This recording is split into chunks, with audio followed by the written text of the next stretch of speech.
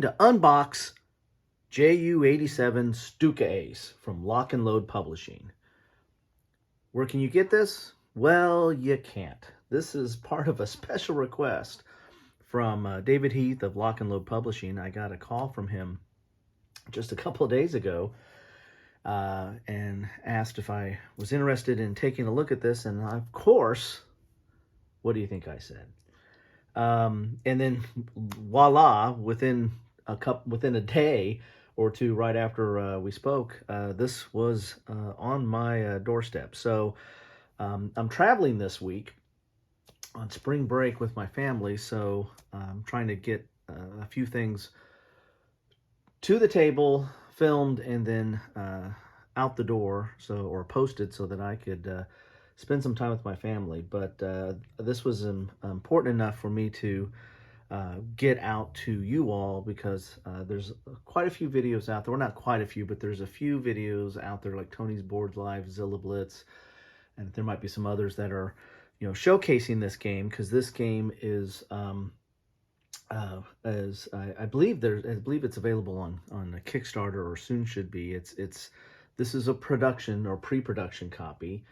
And what that is, that's a copy that the publisher gets to see if it's looking right, if it's got all the right components, if the art looks good, if the way the formatting is laid out, if everything is kind of there. And so what you see in this box might not be the final, although it looks pretty close to final to me, but what do I know?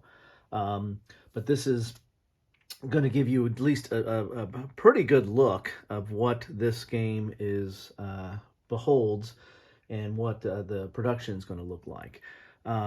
Now the gameplay, when I get back from traveling, I'm going to get this to the table and try to do some gameplay as well.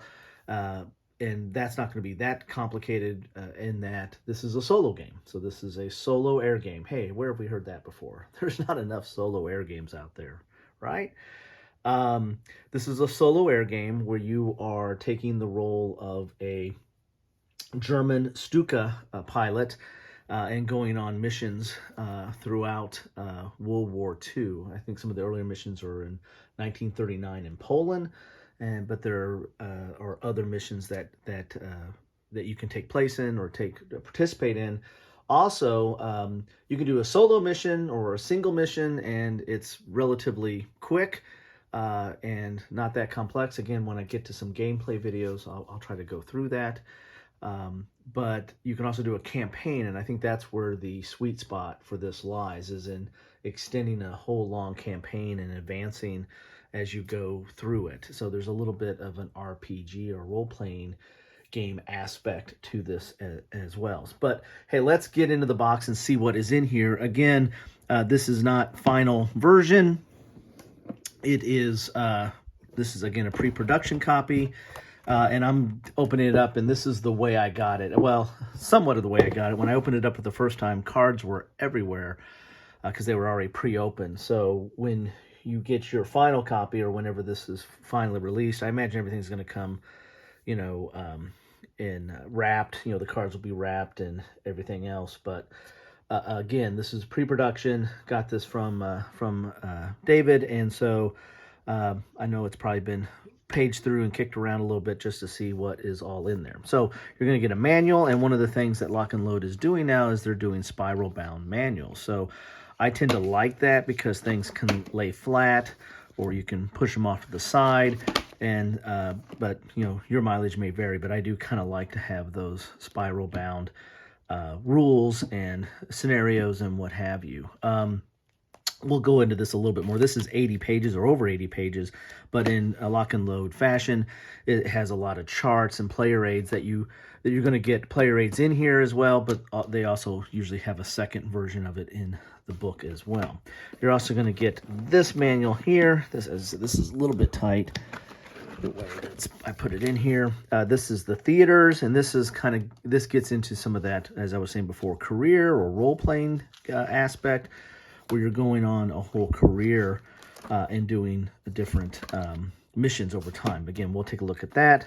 There are the counters, and again, this is not the bag you're going to get with it. I imagine this is like from the publisher. They just put some of the counters in here. One thing that I would note is that lock and load counters fall out very easily, which to me that's a good thing, meaning that you really don't need to clip them. They come out relatively pre-rounded, not a lot of nibs, and counters that are tough to get out usually have nibs, and these are not tough to get out. In fact, they fall out right inside, so that's why they're in this bag. There's some cards here. I think that's the special ammunition cards maybe in there. We'll talk about that in a second if we get to that. And then you get your player cards. You start off as Lieutenant or Wingman, and this is your first board, and you're flying one plane. But then as you advance, again, there's this whole career advancement mode. As you advance, you're able to take on more planes. So I think you go from this to this, and you're covering handling a formation, whereas here you're just doing your solo plane. Here you're handling more planes or a formation, and then you're going to keep advancing and covering even more formations. Eventually get up to here, a group leader, and covering even more formations. So it's giving you more responsibility, but as you see here, there's more stuff that you have to keep track of and to do over time. So again, it kind of has that career advancement or role-playing aspect to it. That's kind of a neat thing. And that'll be the card that goes on the main map board there. As I said, this is really tight. I don't know if this is going to be the way they do the final production, but we shall see. Put some of this stuff off to the side here. You get a lot of cards in here. These are some of the player aid cards here.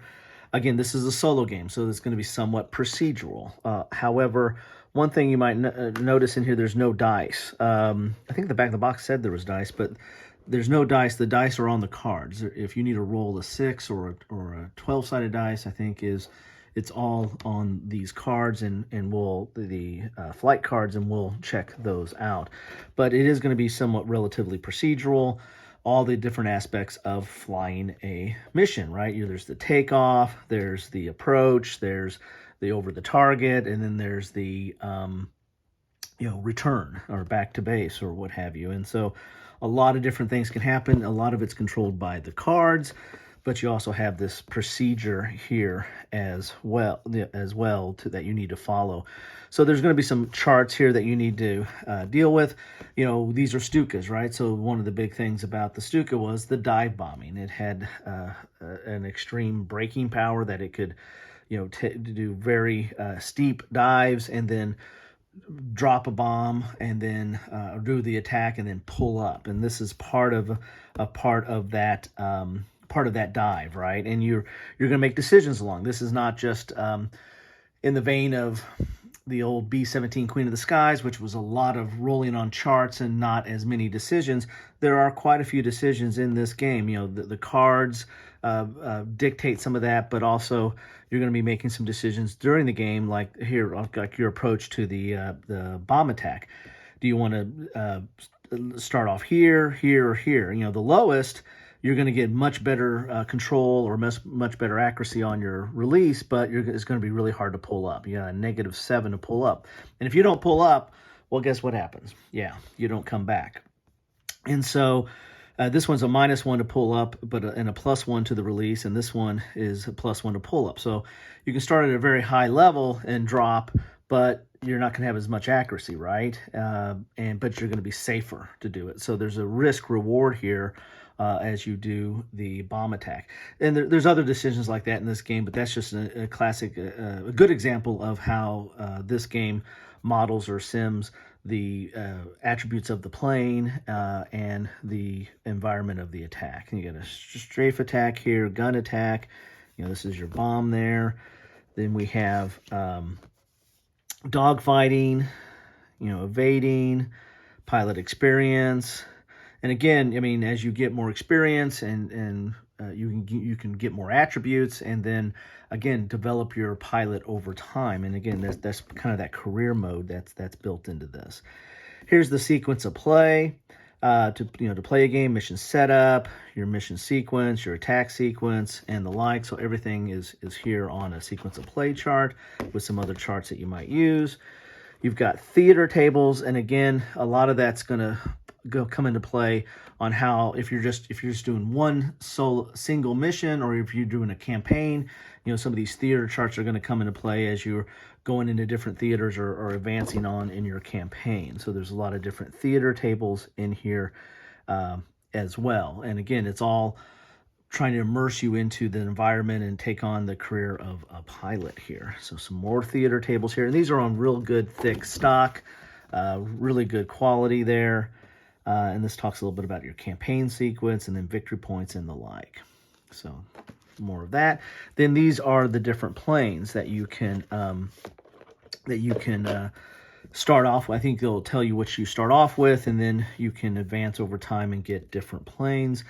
And this is where you're going to keep track of like what kind of armaments you want to put on here, where you can put them at, or ammo.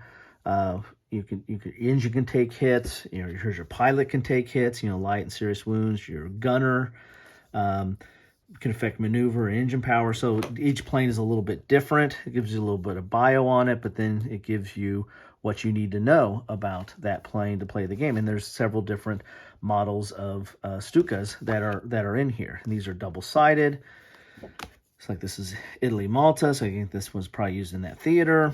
But you get several of these planes here that, again, are double-sided. And you get, I'll slip right on my hand there, and very thick stock here as well. So kind of flying off my hands here.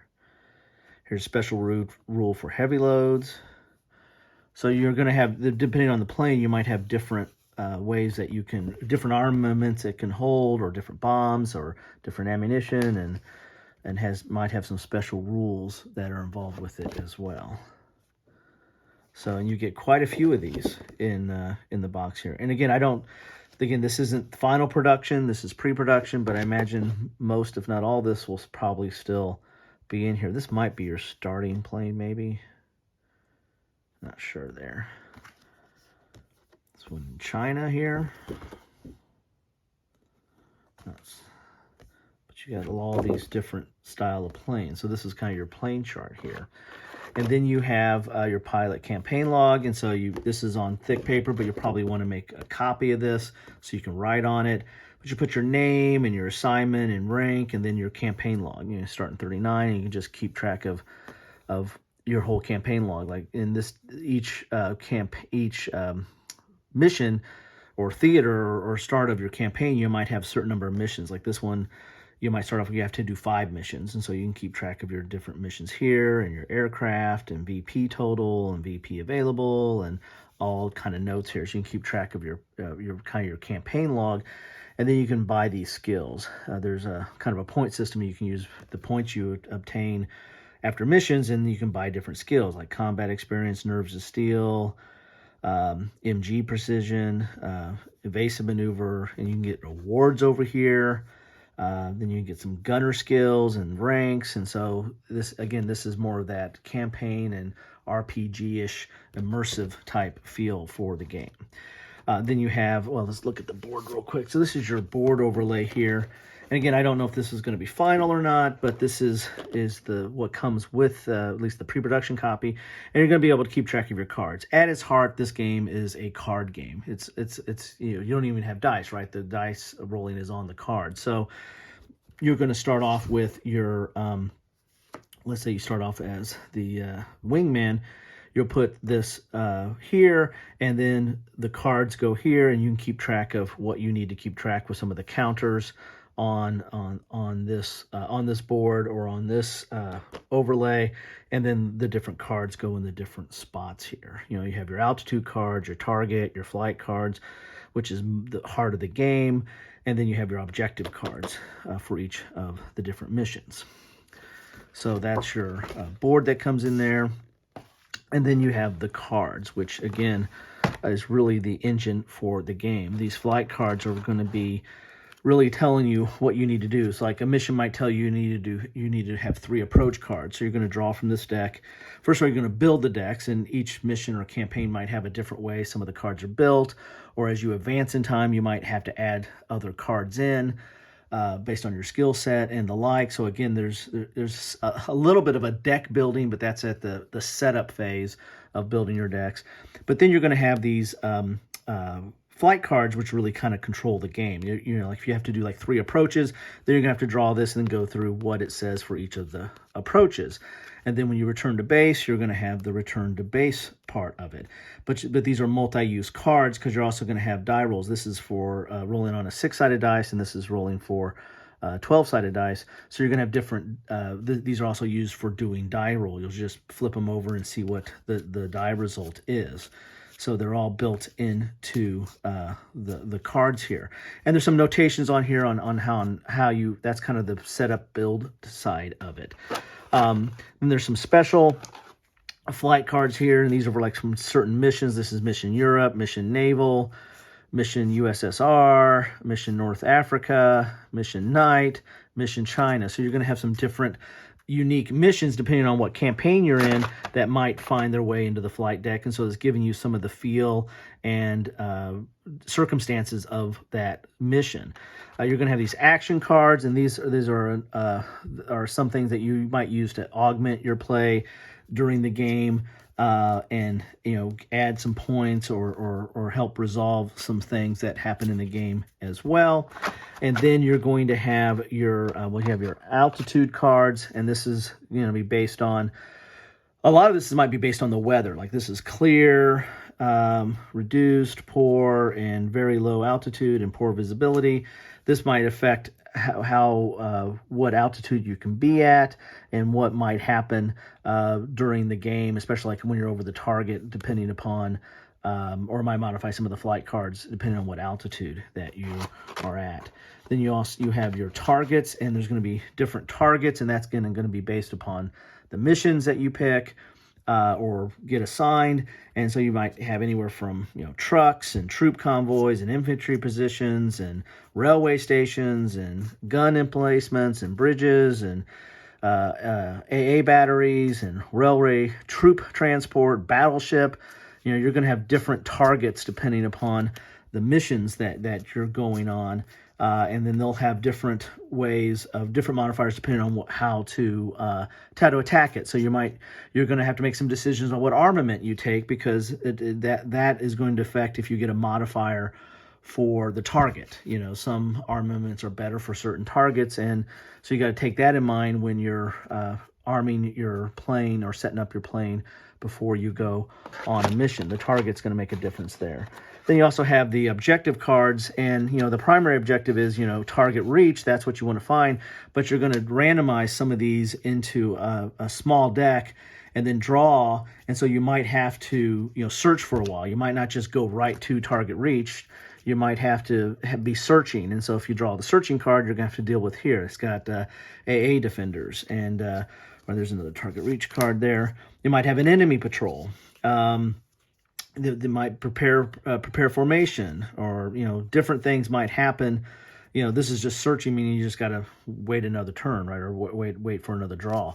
So there's different things that can happen even once you get to the target based on this deck, and this mission might change that up, right? This mission, the overall mission might say there is no enemy defense.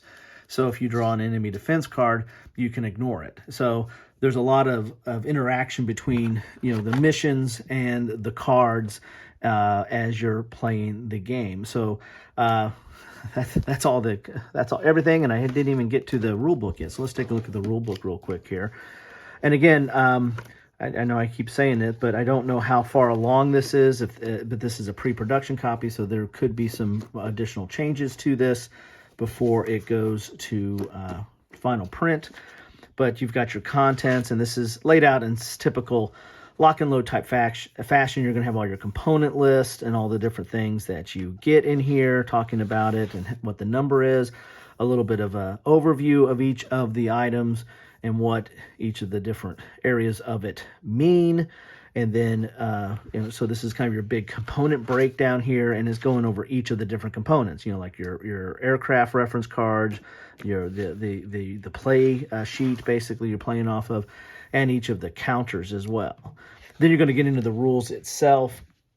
On page 11, it's dual column. It's easy to see type print. And you're going to have color examples in here as well, explaining what's going on, and then actually have some highlighted examples throughout the text as well. It's in the case system, so you have like 3.2.4, and you're going to have 3.2.5 possibly. Yeah, there you go. Then you got game tracks here, and so this basically is, going through these rules will give you how to play the game. Again, it's not that complicated of a game. There are a lot of little steps, though, because that is the nature, of a solitaire game. It's kind of following the sequence of play and, following that, following whatever steps are needed in that sequence. Again, most of it is controlled by the cards, right? The flight cards are multi-use, and they're going to handle most of the game. So that was from 11 to 35 is basically the rules of the game. So what are we talking about? 24 rules, and then you get into the campaign game. So this is if you want to have that role-playing experience and take a pilot through a long career, or hopefully a long career, you can start at the campaign game and start going through all this area here as well. And if you see some of these things where you saw some of those notations on the card, because there's some interaction between the cards and what level you are in, and so there's quite a bit of, you can see it right there, there's quite a bit of the information is on the cards, and it will guide you on what you need to do. So then we get into some, these are look like maybe some optional type rules here, like night rules. Here's the awards table, and then you get a bunch of optional rules here as you go through this here. And there's a historical note. So quite a bit of information in here. Then you get information on the different planes.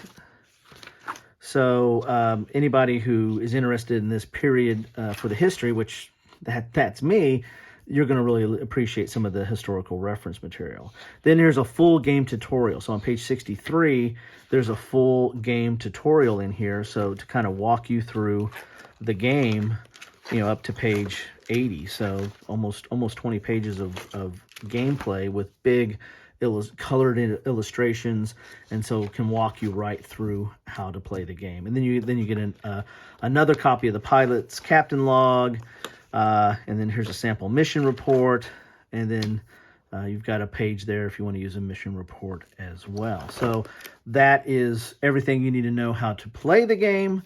And then you have these theaters, and again, that's more for, I would imagine for the campaign game, on where you're going to, where you want to do your missions at. You have Spain here in 38, China in 38, Poland in 39, Norway in 40, France in 40, Britain in 40, and Battle of Britain, Crete in 41, Mediterranean, Malta, Soviet Union. I mean, you've got all different kinds of theaters in here. And it kind of gives you what the mission and flight cards, and it will tell you what you need to know on that mission. Like approach, like here's approach 1. That means you're going to have to go through 1 approach card. And then return to base, you're going to have to go through 2 return to base cards. And they might have different things that pop up that you have to deal with. That's kind of like the built-in AI on what you're going to have to face. This objective card, so you need to have 1 searching and 1 target reach. So you got a 50-50 chance of finding your target, but you might have a searching card that might bring up something else that you have to deal with. So these are like, when you do a mission, these are what you kind of need to, overall rules for those missions, but they're based on these theaters, right? Like this one right here has got a lot of different things you have to check. You got to roll, again, draw a card, figure out which mission you get. You get a random target, you get a secondary target, you get a weather table, and then you start building that deck based on some of these limitations or requirements here, and then you're ready to go. So that's your theater book that kind of lays out some of the details for the missions that you undertake. So there you have it. That is what you get. Well, let's look at the counters real quick. I haven't pulled these out because I didn't want them all to fall out, but you got the counters, which are mainly just administrative, right? They're going to be marking stuff on your board in administrative type sense. And then these are I think, different types of ammunition maybe that were special for the game. So anyway, this is what you get in a box of JU-87 Stuka Ace Well, at least right now, that's what it's looking like. But I imagine this is pretty far along. I can't wait to get back from my trip and get this to the table. And I might do some after action, or maybe I might even do some in-game play. I know a lot of people have been doing that, or some people have been doing that. Zilla Blitz and Tony's Board Life. I say a lot. You know, two people. Two people's a lot to me, right? I have no friends. I have no life. Anyway, wanted to thank David Heath for sending this over to me so I can kick it around a little bit. I wanted to get this out while I'm still traveling, so you guys can get a look at it as well. But love to know your thoughts on this one. This looks a little different than the standard fare of what we see in the solo air space. There's a lot of stuff in the solo air space, and a lot of it started with B-17 Queen of the Skies and kind of that charty. Roll dice on a chart and follow it and keep rolling on more charts and following that with some decisions, but not a whole heck of a lot. And that's evolved over time where there's more decisions in there, but there's still a lot of dice rolling on charts. This doesn't look to have that. I mean, there's a few charts in there, but that's more of the setup type part. A lot of this is going to be on the card. So they're putting this into the card base, which is a little bit different than the standard fare. So this is becoming somewhat of a crowded space, but yet this is taking a different approach to it. So love to know what any of you think about that, or if that's interesting to you or not. So anyway, that's what I have for you today. Thanks so much for stopping by. Can't wait to catch up with you when I'm back from my trip, but I'll probably be putting this onto the table first. Anyway, take care. Have a good one.